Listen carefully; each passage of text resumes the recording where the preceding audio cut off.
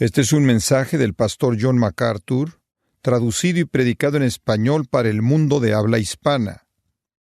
Como punto de inicio de nuestro mensaje esta mañana, quisiera compartir con ustedes 2 de Timoteo capítulo 3, que será el punto de partida basado en lo que este texto afirma.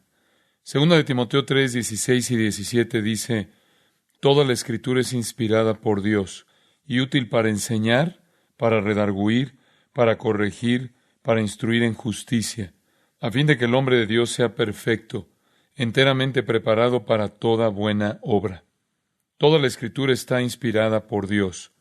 Hemos visto con detalle estos dos versículos en el marco del contexto de este capítulo, y hoy puede que me desvíe un poco de este texto para observar otras porciones de la Escritura, con el fin de enriquecer nuestro entendimiento de lo que significa tener en nuestras manos la palabra del Dios vivo. Espero que usted tenga en alto el valor de la Escritura, no como un fetiche, sino porque es el tesoro más grande aparte de Dios mismo que tenemos. Es su palabra, su propia revelación.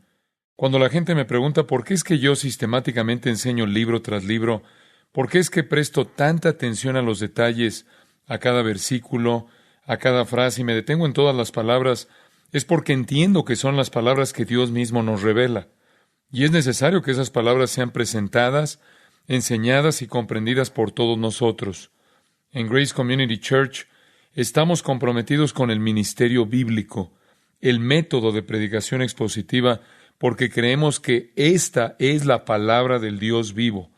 Dios se ha revelado en su libro, y cuando usted lee las palabras de la Biblia, está leyendo las palabras de la boca de Dios.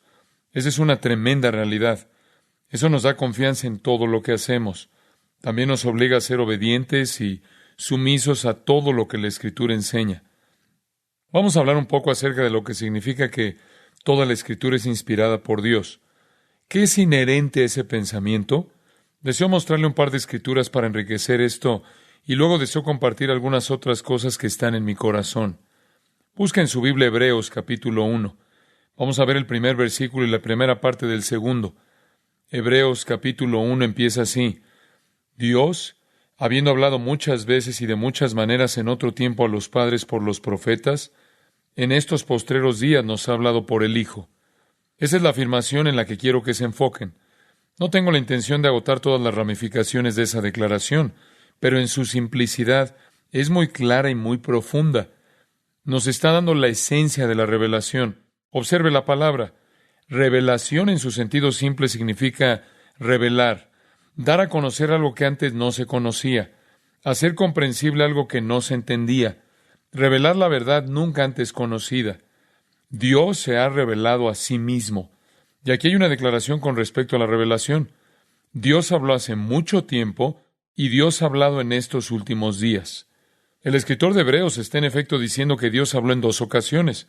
Él habló una vez hace mucho tiempo y habla en estos últimos días a través de su Hijo. Considero apropiado ver que aquí tiene en mente la revelación del Antiguo Testamento y la revelación del Nuevo Testamento. Dios habló hace mucho tiempo a los padres judíos. Esos fueron los profetas del Antiguo Testamento, los que recibieron la palabra de Dios hace mucho tiempo bajo el Antiguo Pacto. Él habló a los padres por medio de los profetas, en muchas ocasiones, por números, muchos libros, muchas secciones. El Pentateuco, los libros proféticos, los libros históricos y los libros de poesía. En muchas ocasiones y en muchos libros, Dios habló. Él habló a los padres judíos. Él habló por medio de los profetas. Y habló también, dice, de muchas maneras, polutropos. Eso significa que a través de visiones, profecías, parábolas, símbolos, ceremonias, teofanía y a veces por medio de una voz audible. Él incluso escribió con su dedo sobre piedra. Hay muchas maneras en las que Dios habló muchas cosas, recopiladas en muchos textos, puestas en muchos libros, y habló en la antigüedad por medio de los profetas. Esa es una aseveración en relación al hecho de que en el Antiguo Testamento Dios es quien está hablando. El Antiguo Testamento no es una compilación de sabiduría de hombres ancianos.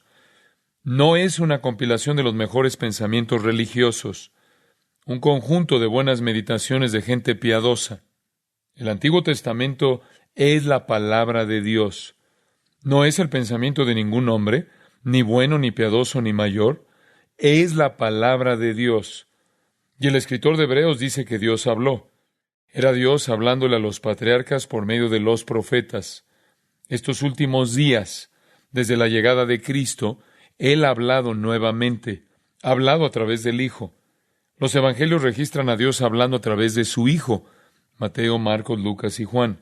El libro de Hechos, Dios hablando a través de la proclamación del mensaje de su Hijo.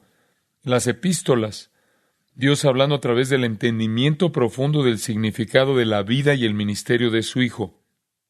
Y en Apocalipsis, la consumación, cuando el Hijo regrese en gloria, la consumación de la comunicación de Dios a este mundo. Por lo tanto, el Antiguo Testamento es Dios hablando y revelándose. El Nuevo Testamento es Dios hablando y revelando a su Hijo. El Antiguo Testamento es la autorrevelación de Dios, y ese es el tema. Desde Génesis hasta Malaquías, el personaje principal es Dios. Es la revelación de Dios, quién Él es, cuáles son sus atributos, cuáles son sus actitudes, cómo Él reacciona a cada situación humana posible, cómo es Él, qué hace. No es la historia del hombre, ni la historia de Israel. Esas historias están ahí, pero es la revelación de Dios. Y vemos cómo Dios se revela a través del hombre, a través de la historia, a través de Israel y a través de todo lo que sucede. Los atributos de Dios están a veces enumerados de manera muy clara, como lo están en los Salmos. Por otra parte, a veces vemos sus atributos de manera muy clara y Él ni siquiera es mencionado, tal como en el libro de Esther, en donde no se menciona a Dios, y sin embargo es la fuerza y el personaje dominante a lo largo de todo el libro. El Antiguo Testamento es la revelación de Dios para mostrarle al hombre cómo es Él, quién es, qué tolera y qué no, cómo desea la santidad y castiga el pecado. El Nuevo Testamento es Dios revelando a su Hijo en la vida de Él, en su mensaje, en el entendimiento de la obra de su Hijo y en la culminación y llegada de su Hijo para establecer su reino eterno. En ambos casos, en el Antiguo y en el Nuevo Testamento, Dios habló. Y lo que tenemos es su palabra, no la palabra del hombre. Los escritores del Nuevo Testamento escribieron la palabra de Dios. Jesús prometió que Él nos enseñaría todas las cosas, nos recordaría todo lo que nos había dicho, que nos guiaría la verdad y nos mostraría las cosas por venir. Y al prometerlo, dio a los apóstoles y con ellos a los otros escritores del Nuevo Testamento la promesa de la inspiración divina. Tanto ellos como también los profetas del Antiguo Testamento escribirían la palabra de Dios. Y por lo tanto, lo que tenemos en nuestras manos no es la palabra del hombre, ni de hombres religiosos, ni de hombres sabios y piadosos, sino que es la palabra de Dios. Hebreos 1 y 2 habla de revelación, la revelación de Dios. ¿Qué proceso utilizó Dios para revelarse? Veamos otro texto, segunda de Pedro. Veamos el proceso que Dios utilizó, conocido como inspiración. Segunda de Pedro 1:20 dice, entendiendo primero esto, que ninguna profecía, la palabra profecía aquí tiene un sentido muy genérico y no significa algún tipo de predicción del futuro, sino mensaje. Ninguna profecía de la Escritura es de interpretación privada. Epilúseos, fíjense en esto. Ningún mensaje de la Escritura es un tema de epilúseos propio. ¿Qué significa eso? Ningún mensaje de la Escritura es asunto de inspiración propia. Es decir, la Escritura no proviene de hombres inspirados en el sentido de que algunos son como genios iluminados religiosos. El caso genitivo sugiere aquí que Pedro tiene en mente la fuente o el origen de la Escritura, y él no está realmente hablando de interpretar la Biblia en el sentido que usted explique lo que significa, sino que él está hablando sobre el origen. De modo que puede decir esto: ninguna profecía de la Escritura tiene el origen en la propia mente. Ningún mensaje de la Escritura proviene de ninguna fuente humana. Esa es la idea. Porque, dice el versículo 21, nunca la profecía fue traída por voluntad humana, sino que los santos hombres de Dios hablaron siendo inspirados por el Espíritu Santo. La Escritura no es producto de los hombres, no es producto de la voluntad de los hombres. Esto es muy claro y vital. Ningún mensaje se ha hecho, verbo en pasivo indicativo, fero, que significa soportar, llevar adelante, transmitir, producir, llevar. Ningún mensaje fue transmitido, llevado, producido por un acto de voluntad humana, sino que los hombres fueron llevados, fero, mismo verbo, por el Espíritu Santo para hablar de Dios. Fueron llenados por el Espíritu Santo. La idea es como poner las velas al viento en un barco y ser arrastrado por la brisa. El Espíritu de Dios los movilizó, y eso nos expresa el proceso. El contenido de la Biblia es la revelación. El proceso mediante el cual fue escrito el contenido se llama inspiración. Y no hubo un alto nivel de actividad humana, ni siquiera un alto nivel de actividad humana religiosa. Los hombres estaban en el proceso, pero no se originó con ellos y no vino de su deseo y su voluntad. Fueron utilizados a medida que eran llevados por el Espíritu Santo y eran capacitados para hablar por parte de Dios. Hablaron palabras divinas. Dios los usó. Era su personalidad. Era su historia. Algunas de sus ideas, sus experiencias, sus percepciones. Pero cada palabra era la palabra de Dios. Ese es el milagro de la inspiración. Los hombres fueron usados, inspirados por el Espíritu Santo, y hablaron de parte de Dios. Eso es lo que dice la Escritura. Por lo tanto, al momento de tomar su Biblia, usted no está leyendo la palabra de los hombres. Está leyendo la palabra de Dios que fue escrita por hombres que fueron movidos durante el proceso por el poder del Espíritu Santo. No de manera independiente de sus personalidades, ni de sus experiencias, ni de su vocabulario, de su corazón, pasión y fuerza, sino integrando todo eso en el poder del Espíritu de Dios y nunca violando la verdad de que cada palabra provino de Dios. Un gran y glorioso milagro, tan vital. Por lo tanto, Dios habló en el Antiguo Testamento a los patriarcas por medio de los profetas en muchas formas y en muchas partes. Y Dios ha hablado en el Nuevo Testamento por medio de su Hijo en los Evangelios y luego acerca de su Hijo en el resto del Nuevo Testamento. El proceso por el cual Dios nos dio esa revelación es la inspiración. Y la inspiración es Dios poniendo su revelación, por así decirlo, en las manos de los hombres para primero ser divulgada y proclamada y luego ser escrita a medida que eran activados, llevados por el Espíritu Santo. Se utilizó a hombres y, sin embargo, nunca fue violada una sola palabra de Dios. La totalidad de la Escritura, pasagrafe, toda la Escritura, cada Escritura, es theopneustos, inspirada por Dios. La Escritura es el aliento de Dios. La totalidad de la misma, de acuerdo con Romanos 3:2, se llama la palabra de Dios. Cuando Pablo habla del beneficio de Israel, lo que ellos tenían que los distinguía de otras naciones, a lo que hace referencia al Antiguo Testamento, menciona la palabra de Dios, los discursos de Dios, las palabras de Dios. Y Jeremías es un buen ejemplo de este proceso. Jeremías, llamado por Dios desde antes de su nacimiento, dice en el capítulo 1, versículo 4, «Vino pues palabra de Jehová a mí, diciendo, antes que te formase en el vientre te conocí, y antes que nacieses te santifiqué, te di por profeta a las naciones. Y yo dije, Señor Jehová, he aquí no sé hablar porque soy niño». Versículo 9, «Y extendió Jehová su mano y tocó mi boca, y me dijo Jehová, he aquí he puesto mis palabras en tu boca». ¡Qué maravillosa declaración! He puesto mis palabras en tu boca. Esa era la promesa para los escritores de la Escritura. Toda la Escritura es inspirada por Dios. Toda la Santa Escritura viene de Dios. Estamos conscientes de eso. Estamos conscientes del atributo divino de la Escritura. La primera iglesia lo reconoció, a pesar de que no fue sino hasta 393, 397, en el concilio de Hipona, el concilio de Cartago, en ese tiempo que la iglesia estableció oficialmente el canon de la Escritura integralmente. No pasó mucho tiempo antes de que la gente lo reconociera. La iglesia no ha inventado el canon de las Escrituras más de lo que Newton inventó la ley de la gravedad.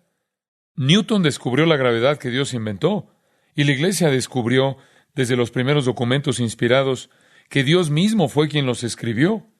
Y a pesar de que pasó algún tiempo antes de que alguna iglesia le diera algún sello oficial a toda ella, para la primera iglesia era absolutamente claro qué era la palabra de Dios y qué no era. Y hay todo tipo de libros erróneos que han sido dejados fuera. Pero lo que era la palabra de Dios, era la palabra de Dios. Dios es el autor de las Escrituras. De hecho, con frecuencia las palabras de Dios y Escrituras se utilizan indistintamente.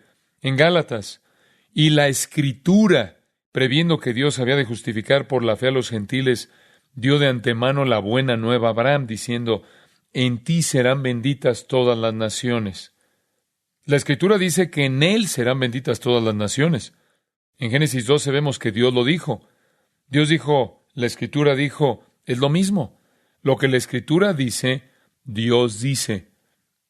En Hechos, capítulo 13, es una nota más interesante en el sermón del apóstol Pablo. Él dice en el versículo 32, y nosotros también os anunciamos el evangelio de aquella promesa hecha a nuestros padres, la cual Dios ha cumplido a los hijos de ellos, a nosotros, resucitando a Jesús, como está escrito también en el Salmo 2, mi hijo eres tú, yo te he engendrado hoy. Y en cuanto a que le levantó de los muertos para nunca más volver a corrupción, lo dijo así, os daré las misericordias fieles de David. Por eso dice también en otro salmo, no permitirás que tu santo vea corrupción. Porque a la verdad David, habiendo servido a su propia generación según la voluntad de Dios, durmió y fue reunido con sus padres y vio corrupción. Mas aquel a quien Dios levantó, no vio corrupción. En otras palabras, Dios está hablando en los salmos. Y eso es exactamente lo que el apóstol está afirmando. Cuando los salmos hablan, Dios habla. En Romanos 9, versículo 17, la Escritura dice a Faraón, para esto mismo te he levantado. Y así sucesivamente. La Escritura no dice eso en el Antiguo Testamento, Dios lo dijo, pero cuando Dios habla, es la Escritura. Cuando la Escritura habla, es Dios. Usted encontrará esa terminología intercambiada. Un comentario al margen. La Biblia no dice que los escritores fueron inspirados. Ni Pablo ni Pedro lo dicen. La Escritura fue inspirada. Los hombres no tenían una habilidad sobrenatural que podían utilizar en algún momento para producir la Escritura. Solo eran inspirados cuando Dios les daba su palabra.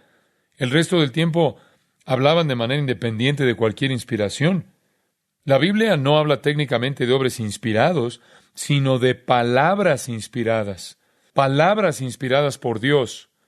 Ni Isaías, ni David, ni Pablo, ni Juan, ni ningún otro escritor bíblico fueron inspirados como personas para escribir la Escritura cuando quisieran. Hubo momentos especiales en sus vidas en los cuales Dios les dio directamente su palabra para ser escrita. Y el resto del tiempo, lo que escribieron era propio. Entonces, los hombres no fueron inspirados. La Escritura lo es. Dios los inspiró y ellos escribieron, palabra por palabra lo que Dios les inspiró. Era más que un dictado. No estaban escuchando una voz y escribiendo mecánicamente cada palabra. Fluía de sus corazones, almas, mentes, emociones y experiencias. Cada palabra salió de la palabra de Dios. A medida que Dios les inspiraba el mensaje y eran llenos del Espíritu Santo, lo expresaban y algunos de ellos lo escribían. Un proceso milagroso, sobrenatural e inexplicable que produce en nosotros la palabra de Dios. Ahora, voy a hablar de esto desde un punto de vista negativo, solo para ilustrar la idea central. Y quiero señalar que cuando hablamos de que la Biblia está inspirada, no estamos diciendo que hay algunos hombres que tenían un alto nivel de capacidad humana, una especie de genios religiosos. El mundo está lleno de gente así. Ha habido genios de la música que han sido prolíficos, que eran profundos, que eran mucho más que las personas comunes y tal vez más que incluso los mejores hombres. Hubo y hay genios en la literatura, genios en la prosa y en la poesía, grandes hombres y mujeres de capacidad formidable que diríamos que son poetas, músicos, escritores, pensadores inspirados. Pero cuando hablamos de la inspiración de la Biblia, no estamos hablando de un alto nivel de desarrollo humano. No es así. No estamos hablando de hombres, como he dicho, que podían escribir en cualquier momento que quisieran la Escritura porque eran genios religiosos. No, ninguno de ellos podía hacer eso.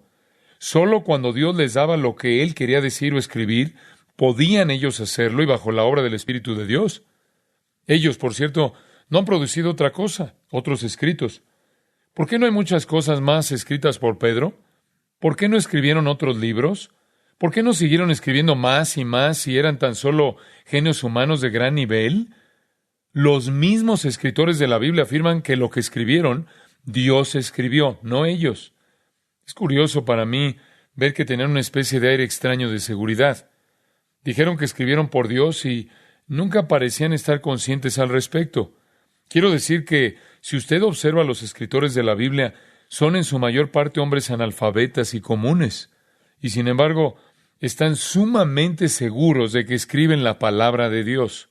De hecho, alrededor de 4,000 veces en la Biblia, los escritores dicen estar escribiendo la palabra de Dios, y nunca están conscientes de ello.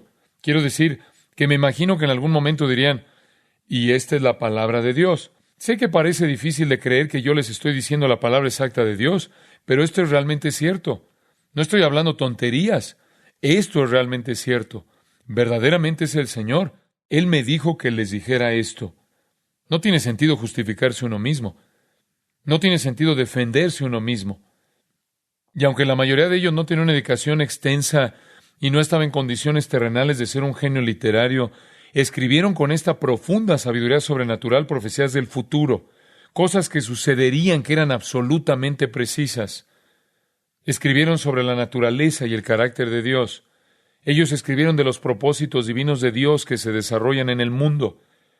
Ellos estaban en lo cierto acerca de cada cosa que han dicho, y todos ellos afirmaron que provenía de Dios, y sin embargo, nunca fueron conscientes sobre tal afirmación. Increíble, increíble. Simplemente asumieron que era la palabra de Dios y la escribieron como tal. Santiago describió la autoridad de las Escrituras cuando dijo en el capítulo 4, versículo 5, ¿o pensáis que la Escritura dice en vano, tienen autoridad? Pablo dijo que la ley de Dios era santa, justa y buena. Y lo que tenía en la mente era la ley revelada de Dios, el Antiguo Testamento. Los escritores del Nuevo Testamento afirmaron que escribieron la palabra de Dios, al igual que los escritores del Antiguo Testamento lo habían hecho. Hay alrededor de 320 citas directas del Antiguo Testamento en el Nuevo Testamento, unas 1,000 referencias. Los escritores del Nuevo Testamento claramente creían que el Antiguo Testamento fue inspirado. También estaban convencidos de que su propio Nuevo Testamento fue inspirado. Ellos sabían que estaban escribiendo la palabra de Dios, y no era un alto nivel de genio humano. Ellos fueron movidos por el Espíritu de Dios para hacer lo que de otro modo nunca hubieran podido hacer. En segundo lugar, hay personas que dicen que la Biblia fue inspirada solo en conceptos y no en las palabras reales.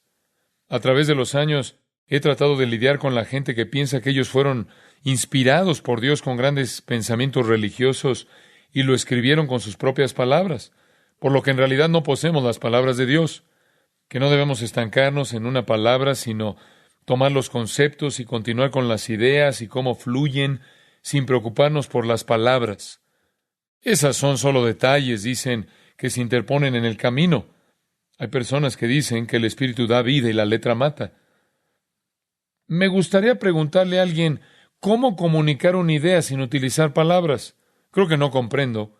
¿Cómo podría usted, si fuera Dios, comunicar una idea sin palabras? No tiene sentido.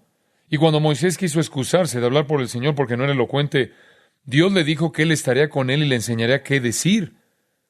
Isaías dijo, después oí la voz del Señor que decía, Jeremías dijo, vino pues palabra de Jehová a mí diciendo. Ezequiel escribió, Hijo de hombre, ve y entra a la casa de Israel y habla a ellos con mis palabras. Hijo de hombre, toma en tu corazón todas mis palabras que yo te hablaré y oye con tus oídos. Palabras, no ideas. Amós expresó, entonces respondió Amós y dijo a Amasías, no soy profeta ni soy hijo de profeta, sino que soy boyero y recojo higos silvestres. Y Jehová me tomó de detrás del ganado y me dijo, ve y profetiza a mi pueblo Israel. La maravillosa experiencia de Pablo en su conversión, quien cuando estando con Ananías relata en Hechos 22, el Dios de nuestros padres te ha escogido para que conozcas su voluntad y veas al justo y oigas la voz de su boca. Dios ha designado que Pablo le escuche y comunica lo que dice. Juan dijo, yo estaba en el Espíritu en el día del Señor y oí detrás de mí una gran voz como de trompeta que decía, escribe las cosas que has visto y las que son y las que han de ser después de estas.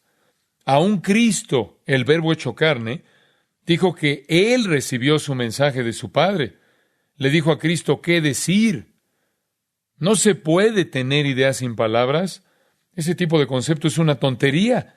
Es lo mismo que hablar de una melodía sin notas o música sin melodía. Es lo mismo que hablar de sol sin luz o antropología sin nombres. No hay pensamiento sin palabras. Al contrario, mire primero de Pedro 1, 10 al 11 por un momento. Algo interesante. Esto ilustra un principio. Pedro escribe con referencia a los profetas del Antiguo Testamento que registraron la verdad sobre el Mesías. Él dice, los profetas que profetizaron de la gracia destinada a vosotros inquirieron y diligentemente indagaron acerca de esta salvación, escudriñando qué persona y qué tiempo indicaba el Espíritu de Cristo que estaba en ellos. En otras palabras, allí estaban los profetas del Antiguo Testamento siendo llevados por el Espíritu Santo, inspirados para hablar y escribir acerca del Mesías.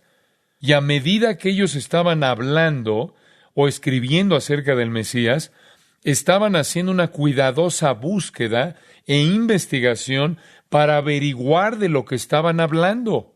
El punto es este. La Biblia no solo no enseña que hay pensamientos sin palabras, sino que nos enseña que a veces Dios les dio palabras sin pensamientos. No me refiero a un dictado mecánico sin sentido, pero había muchas cosas que los escritores del Antiguo Testamento escribieron que no llegaban a comprender. No es algo que ellos relataron debido a su inteligencia religiosa, sino que escribían las palabras que Dios les dio, ya fuera que las entendían completamente o no. Y es por eso que en Mateo 24:35 dice, el cielo y la tierra pasarán, pero mis palabras, no mis pensamientos, no pasarán. Entonces, alguien dice que la Biblia es inspirada cuando habla de las cosas sagradas y que no lo es cuando habla de las cosas seculares como la ciencia, la historia, la geografía y demás. Algo con lo que hay que lidiar periódicamente. Hay quienes dicen que la historia de la Biblia es errónea. La geografía de la Biblia está mal. Las matemáticas de la Biblia son inexactas. Las declaraciones científicas de la Biblia son equívocas. Pero no se preocupe, la inspiración garantiza lo sagrado, no lo secular. Es como decir que Dios es bueno en las cosas religiosas, pero realmente necesita ayuda en otras áreas, no maneja bien otros datos, y hay todo tipo de personas que quieren atacar la Biblia basándose en eso. Le voy a dar un par de ejemplos curiosos. Josué 10:12, donde se relata la batalla que estaba sucediendo. Se dice que en medio de la misma el sol se detuvo, y los críticos se han reído y burlado durante años. Dicen que la Biblia es poco científica. Si la relación entre la Tierra y el Sol no cambiara, querría decir que la Tierra se detuvo. Pero el hecho es que si usted hubiera estado allí ese día, le hubiera parecido como si el Sol se detuviera. Y ese mismo crítico sería el primer hombre que al levantarse de la cama en la mañana miraría por la ventana y diría, ¡qué hermoso amanecer! Eso no es una salida del sol, por cierto, pero nadie sale y dice, ¡oh, qué hermosa tierra que gira! Y nadie tampoco dice eso por la noche. Y todo el tiempo decimos cosas por el estilo. Decimos que la gente vive en Australia abajo. ¿Abajo de qué? ¿Esa es una frase inventada? Es lenguaje figurado. Hay algunas cosas que decimos desde la perspectiva humana que no pretenden ser afirmaciones de elementos técnicos de datos científicos. Luego, está el relato en el libro segundo de Reyes 18 de la transacción de Sennacherib con Ezequías, de 30 talentos de oro y 300 talentos de plata, la cual no parece ser un problema hasta que los arqueólogos descubrieron los registros asirios de la transacción entre ellos, el propio registro de Sennacherib, y en su cuenta había 800 talentos de plata en lugar de 300. Y los críticos dijeron que ese es el tipo de datos donde la Biblia se equivoca, ya que no es cuidadosa con los números pequeños. Y luego, estudios arqueológicos posteriores han revelado que la norma de cálculo del oro era la misma en Judea y Siria, pero el estándar para el cálculo de plata era diferente. Y 800 talentos de Siria equivalían a 300 talentos hebreos. exactamente lo que dice la Escritura. La Escritura habla en hebreo y el registro de Sennacherib en sirio. Permítanme mostrarles otro. Hay muchos más en donde la Biblia supuestamente se equivoca, y no es así si se observa con cuidado. Uno muy curioso está en Números 11:31, el cuarto libro en el Antiguo Testamento. Y vino un viento de Jehová. Los hijos de Israel estaban en este momento deambulando por el Sinaí y tenían que ser alimentados. Y el Señor los va a alimentar. Y es muy interesante ver cómo Él les da de comer. Él envió un viento y trajo codornices desde el mar. El viento trajo codornices y las dejó en el campamento. Un día de camino a un lado y un día de camino al otro lado, alrededor del campamento. Estaban en un área extensa. Y dice que tenía 2 codos de profundidad. Un codo era más o menos 46 centímetros. Así que estamos hablando aproximadamente de 1 metro. Tomemos al crítico que decidió que era 1 metro y quiso hacer algunos cálculos. Dijo que esta es una de las cosas más ridículas que ha leído. Un día de camino a un lado y un día de camino al otro y que toda la zona cubierta en 1 metro de codornices. Hizo los cálculos. Esos serían 19 trillones, 538 billones, 468 millones, 306,672 codornices. Y entonces, obviamente, eso fue causa de mucha risa. Claro, 19 trillones de codornices, todas apiladas. Pero solo demostró su ignorancia. La Biblia hebrea no dice que fueron apiladas desde el suelo hacia arriba. Lo que la Escritura indica en el texto hebreo es que Dios sopló las codornices en el desierto desde el valle del Nilo, y todos los pájaros vinieron volando a unos 2 codos sobre la tierra. Eso es lo que dice. Las codornices por lo general no se elevan a más de 2 codos sobre el suelo. Fueron llevadas allí por el Señor, y era fácil para la gente alcanzarlas de esa manera. Solo tenían que estirar la mano. Las codornices fueron llegando, volando a esa altura, hasta que todo el pueblo tuvo todo lo que quería. Cuando la Biblia habla de ciencia, historia, matemáticas, sea lo que fuere de lo que la Biblia hable, es la palabra de Dios. Y Dios es infalible, y también su palabra es así de infalible. Los críticos quieren burlarse de la Escritura. Sin embargo, la Biblia es científicamente exacta. Contiene los principios básicos de la ciencia. Usted podrá tomar, por ejemplo, los elementos más básicos de la ciencia: el tiempo, la fuerza, la acción, el espacio y la materia. Herbert Spencer, quien murió en 1903, redujo todo a estas categorías. Dijo que todo lo que hay en el universo encaja en ellas, que esa es la matriz de la existencia. Murió después de haber sido aclamado como un hombre brillante después de descubrir eso. Y no se dio cuenta que eso está en el primer versículo de la Biblia. En el principio, el tiempo, creó la acción, Dios, la fuerza, los cielos, el espacio, y la tierra, la materia. La base de la existencia se encontraba en el primer versículo. El universo es una continuidad de tiempo, fuerza, acción, espacio, materia, y uno no puede existir sin el otro. Por lo tanto, todo debe haber existido simultáneamente desde el principio. Todo tuvo que comenzar junto. La ciencia tiene que estar en esa matriz. No puede faltar ningún elemento de esta base o no tendríamos lo que tenemos en la actualidad. Y una vez que el universo había sido creado, sus procesos fueron diseñados para funcionar de una manera ordenada. Toda la energía y la materia sostenidas por su interacción, de modo que no se necesitara más creación. Una vez que se genera el tiempo, la fuerza, la acción, el espacio y la materia es todo lo que se necesita. Y Génesis 2:2 dice que Dios acabó la obra que hizo. Él lo hizo y lo concluyó, todo a la vez. Creó la matriz completa. No ha habido ninguna creación desde ese entonces, ya que no se necesita ninguna creación. La ciencia ha llamado al cese total de la actividad creadora en la primera ley de la termodinámica o la ley de conservación de la masa y la energía, a la cual Einstein dedicó mucho tiempo. Es el principio científico más universal, cierto y básico de todos, y está allí mismo en la palabra de Dios. Él finalizó de hacer lo que hizo, terminó, lo hizo todo a la vez y listo. Se conservaría por sí mismo debido a su propia naturaleza. La segunda ley de la termodinámica es la ley del desorden creciente. De todo lo que de ese sistema en la matriz se está agotando, desintegrando y finalmente morirá. Y lo estamos viendo en términos muy claros. Toda la creación, dice Romanos 8, está gimiendo y esperando a que la maldición sea revertida. La ciencia no puede explicar la segunda ley de la termodinámica. ¿No saben por qué todo tiende al desorden? ¿Todo tiende a decaer hacia la falta de vida? La Biblia es el único lugar donde usted puede acudir para ver una explicación. Y la explicación es una sola palabra: pecado. El pecado. No se puede ser científico si usted no cree en el pecado, porque no se puede explicar la naturaleza de la matriz de la existencia. La Biblia es exacta en todo lo que dice. Dice que Él colgó la tierra sobre nada. Ya sea que usted esté hablando acerca de geología, geodesia, meteorología, fisiología, biología, antropología, astronomía, hidrología, cuando la Biblia habla es exacta. Y después ve cosas en la Biblia como la profecía.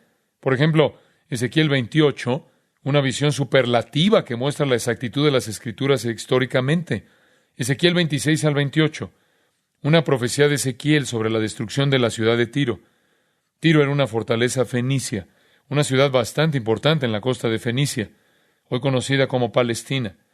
Y la palabra del Señor vino a Ezequiel en el versículo 2 del capítulo 26, diciendo acerca de la destrucción del lugar: Hijo de hombre, por cuanto dijo Tiro contra Jerusalén, Ea bien, quebrantada está la que era puerta de las naciones, a mí se volvió, yo seré llena, y ella desierta. En otras palabras, ya que Tiro se burló de Jerusalén, por tanto así ha dicho Jehová el Señor: He aquí yo estoy contra ti, oh Tiro, y haré subir contra ti muchas naciones, como el mar hace subir sus olas, y demolerán los muros de Tiro, y derribarán sus torres, y barreré de ella hasta su polvo, y la dejaré como una peña lisa.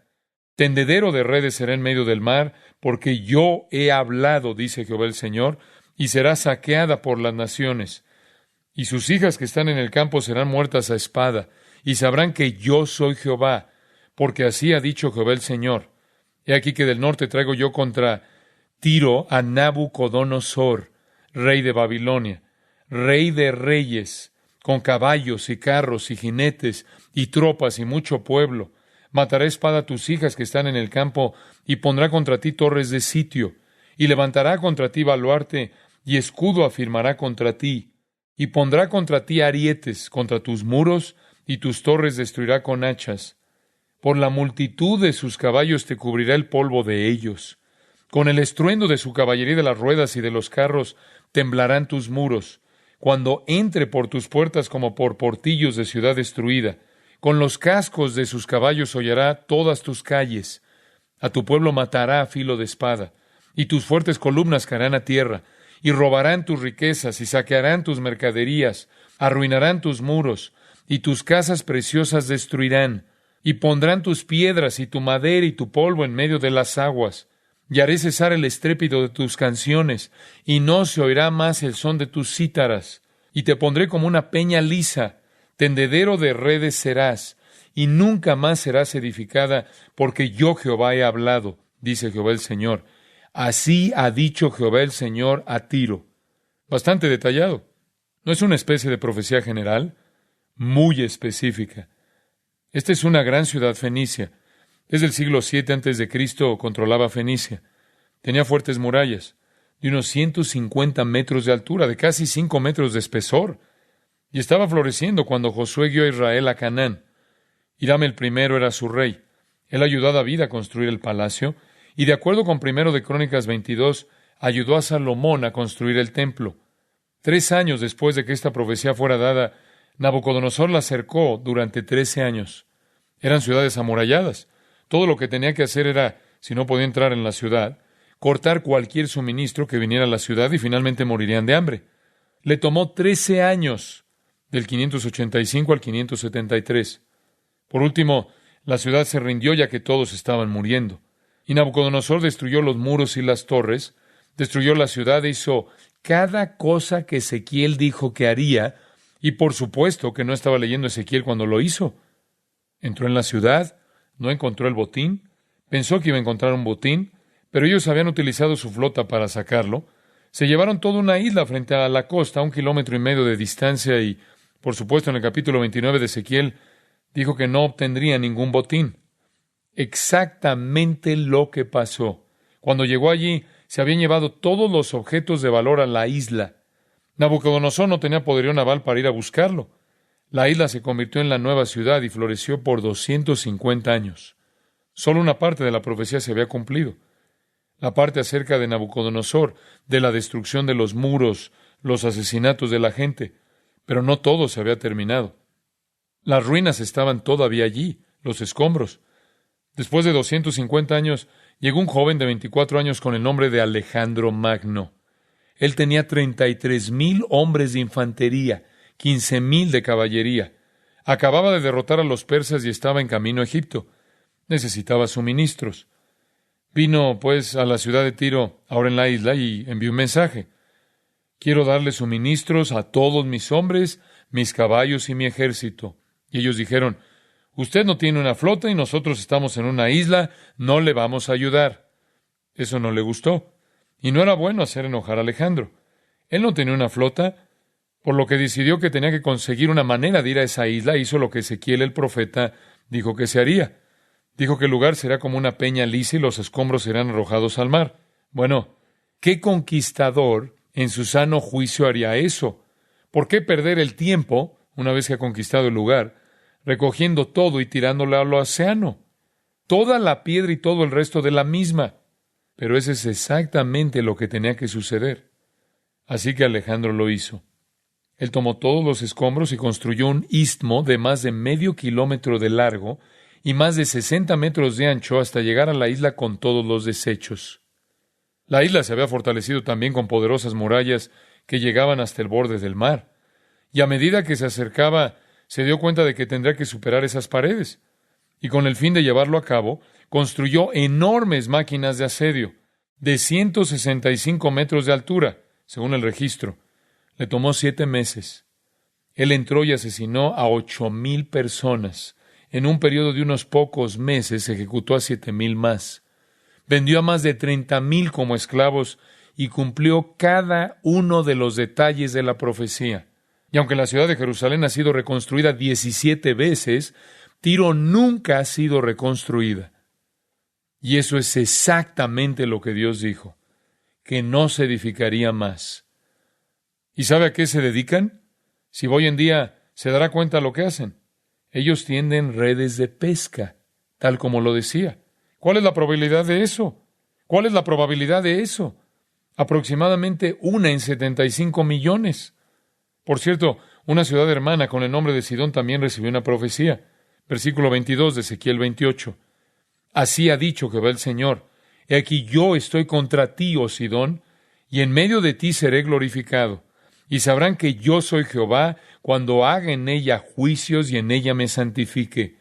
Enviaré a ella pestilencia y sangre en sus calles, y caerán muertos en medio de ella, con espada contra ella por todos lados, y sabrán que yo soy Jehová.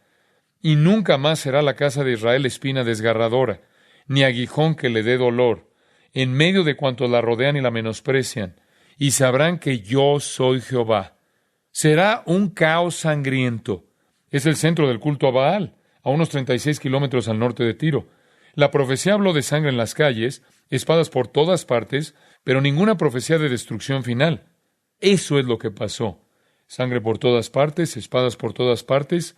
Esa pobre ciudad fue sitiada y asediada una y otra vez, pero aún es una ciudad. En el 351 a.C. fue gobernada por Persia. Fue tomada en la revolución. Toda esperanza de salvar la ciudad había desaparecido. El pueblo estaba siendo atacado por los persas, y 40,000 de ellos prefirieron morir antes que someterse a la violencia persa, por lo que se prendieron fuego y se mataron con sus propias casas. La sangre fluyó en las calles una y otra vez. Esa ciudad, Sidón, fue tomada 3 veces en las cruzadas, 3 veces por los musulmanes. En 1840 fue bombardeada por las fuerzas combinadas de Inglaterra, Francia y Turquía. Pero aún está allí porque Dios dijo que no sería destruida. Todavía está allí. Se puede estudiar la Biblia y predecir cosas que históricamente son absolutamente precisas. Ezequiel 30 predijo la destrucción de Egipto. Nahum 1, la destrucción de Nínive. Isaías 13, la destrucción de Babilonia. Oseas 13, la destrucción de Samaria. Ezequiel 25, la destrucción de Moab y Amón. Un matemático llamado Peter Stoner tomó 11 de las profecías con todos sus detalles y calculó la probabilidad de que ocurrieran por casualidad. Una en 5.76 veces 10 a la 59ª potencia. Usted dice, ¿qué significa eso?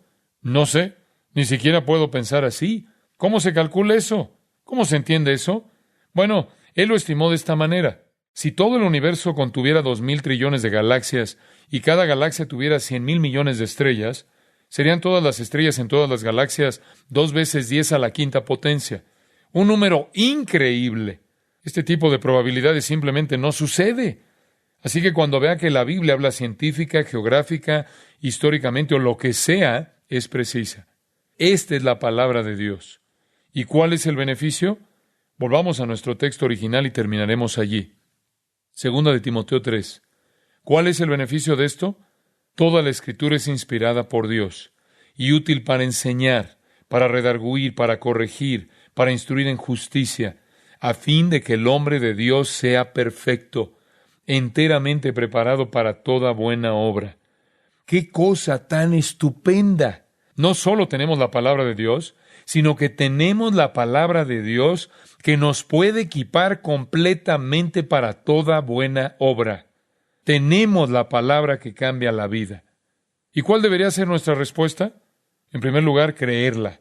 En segundo lugar, estudiarla. En tercer lugar, honrarla.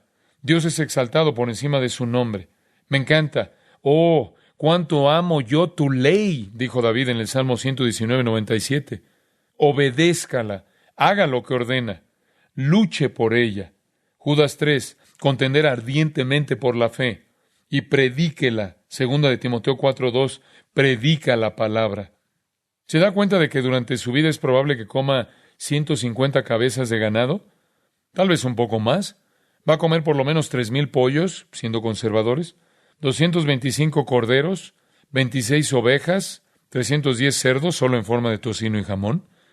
Consumirá usted solo 26 hectáreas de cereales y comerá 50 acres de frutas y verduras. ¿Puedo recordarle lo que dijo Jesús?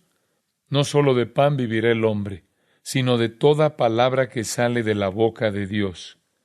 Mientras que usted está comiendo todo el resto, por favor pase un poco de tiempo en este libro. Vamos a orar juntos. Toda palabra que sale de la boca de Dios. ¡Qué declaración! Padre, nos estremece saber que eso es lo que nuestra Biblia es. Palabras que se salieron de la boca de Dios. El Dios que no solo conoce la historia, sino que la escribe. Que no solo comprende la ciencia, sino que la creó. Que no solo comprende la dimensión espiritual, pero es esa realidad. Oh Dios, qué tesoro. Ayúdanos a amar tu palabra, a honrar tu palabra, a creer tu palabra, a estudiar tu palabra, a defender tu palabra, a proclamar tu palabra. Haz que, mientras que estemos alimentándonos con el resto de las cosas en esta vida, no nos olvidemos que realmente vivimos de toda palabra que sale de tu boca. Padre, ayúdanos a comprometernos a renovar nuestra devoción a tu palabra, pues en ella tú estás revelado. Que nos demos cuenta de que el conocerte es a través de tu palabra y por medio de las pruebas y experiencias de la vida en la que aplicamos esa palabra. Satisface las necesidades de cada corazón en el nombre de Cristo. Amén. Para más información sobre los mensajes y libros del pastor John MacArthur y de los derechos legales de los mismos, puede acceder a la página en gracia.org.